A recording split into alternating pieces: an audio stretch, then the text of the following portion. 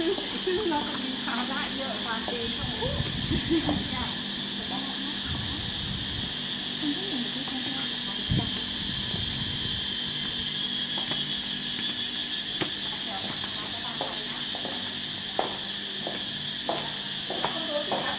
สวยใช่ไหมซื้อไว้ที่ไหนของไทยย่าเขาเนี่ยซื้อของเขาแล้วดูสวยมากมันตัดใจดูแล้วบอกทีนี้เราไม่ได้มาบอกว่ามาคือต้องเอาไปทำความสะอาดบอกนี่มันชื่อสัมภาระตั้งไว้นะคะ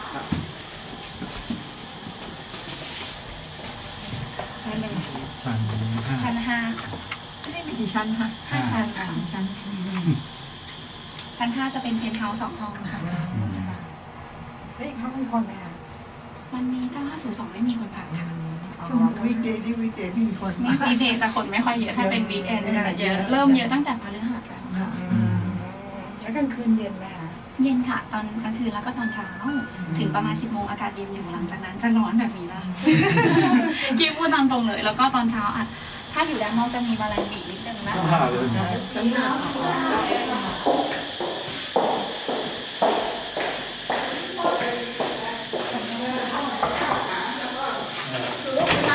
่นแบบนี้ค่ะ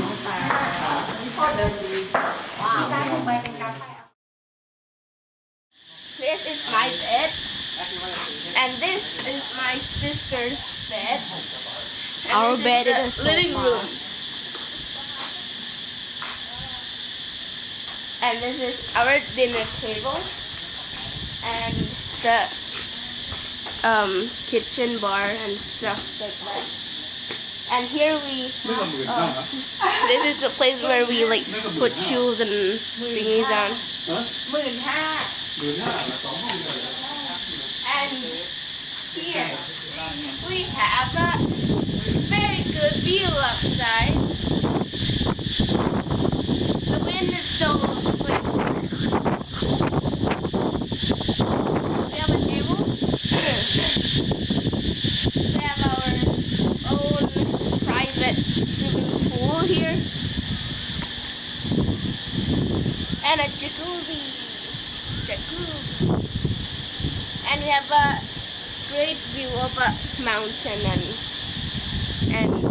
panning areas and stuff. Here we have our kind of like a bean bag chair, nice and comfy, and have a sofa.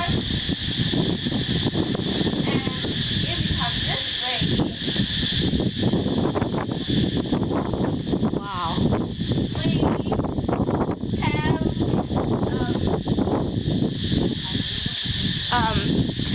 have another space for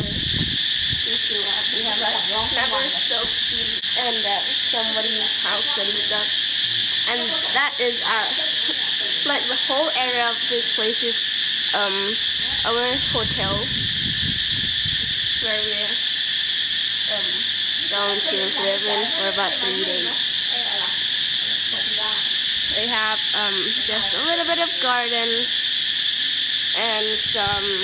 river outside.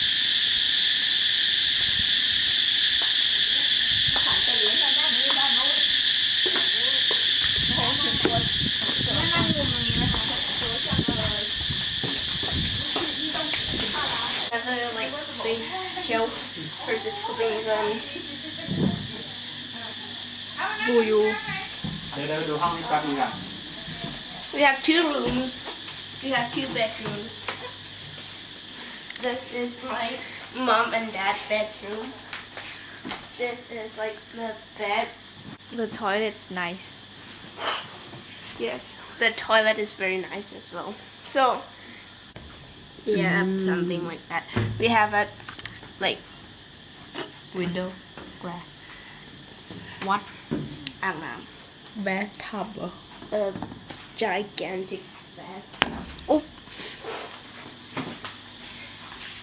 Now, he came from me. And this is my grandma and grandpa's bedroom.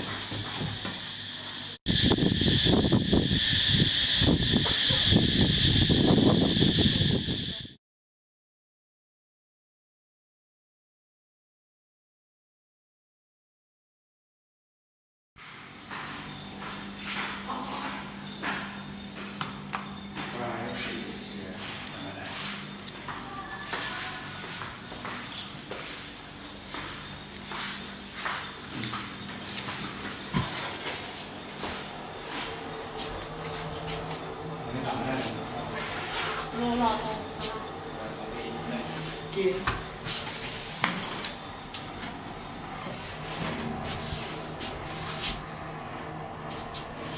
Everybody taking a picture.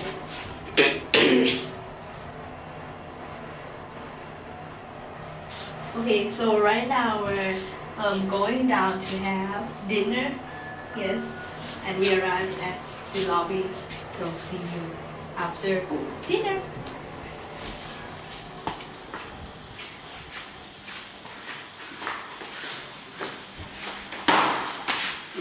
ยังไม่มากันครบเลย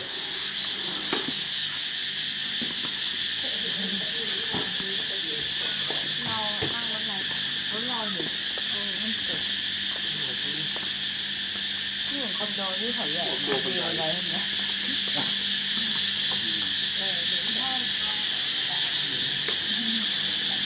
มองไม่เห็นเนี่ย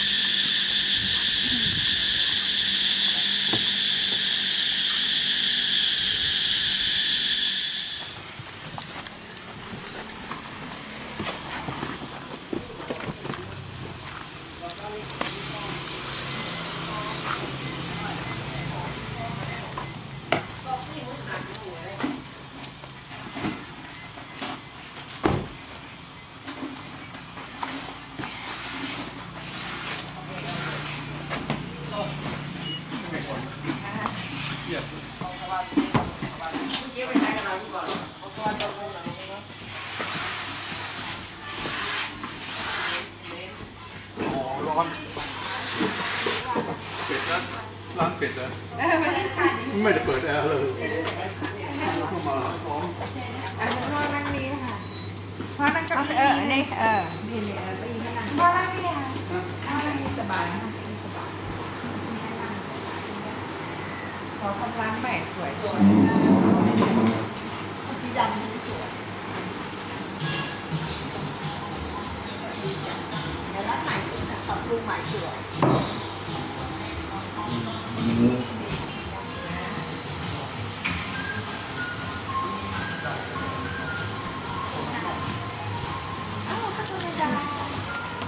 โอ้ยไม่ต้องสูตรไม่ต้องสูตรหรอกได้ค่ะก็เป็นค่ะพ่อก็ใส่เสื้อเชิ้ตมีปกของพ่อก็ได้แขนยาว หัวลงบันได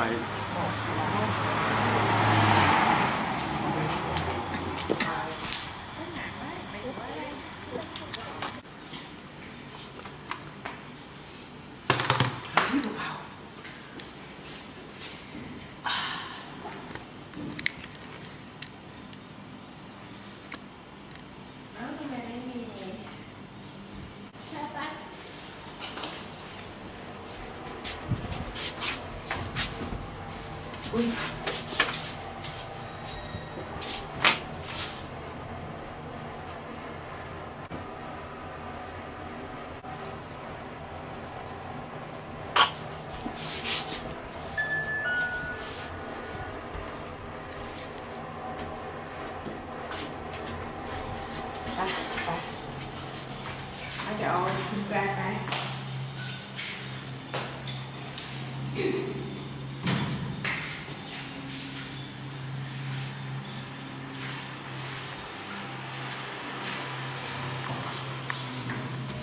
เตรียมเปิดนะ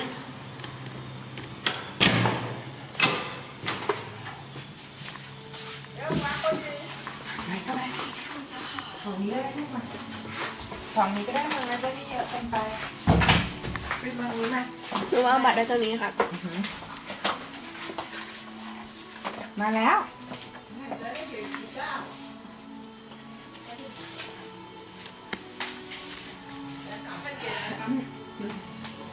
นี่อย่า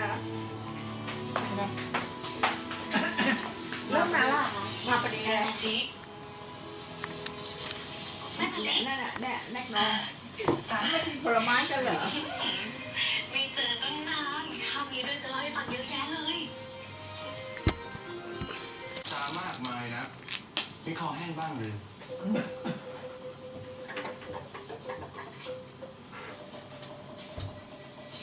แม่มะลิเราจะกลับแล้วเจ้า แล้วจะมาใหม่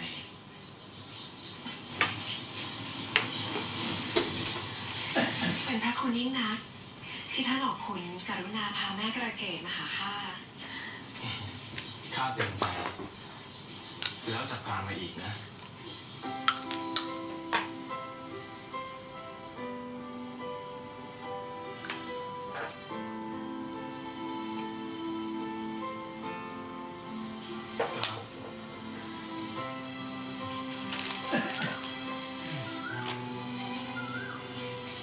ข้าไปก่อนนะแม่มะลิ